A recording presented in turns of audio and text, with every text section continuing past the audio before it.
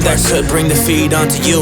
And it is you, cause you could be your own worst enemy, and that's the truth. And you don't wanna be like that. Honestly, you just wanna be that type of dude to really roll it out and really make the moves. And you walking in when you make the moves. Goddamn, you don't wanna listen to the sad face. Ay, you just wanna get attraction. Ay, you just gotta be the person that is really about to give it all. It's all about the habits. You don't wanna be dependent. Ay, I don't wanna be average. Ay, I just wanna persevere. I just wanna go and do it, man. I gotta make it happen. Ay.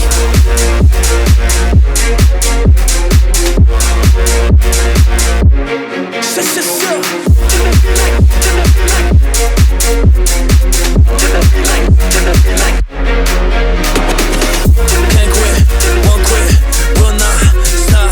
Till the Grim Reaper comes through my door and starts to knock. Can't quit, won't quit, cannot stop.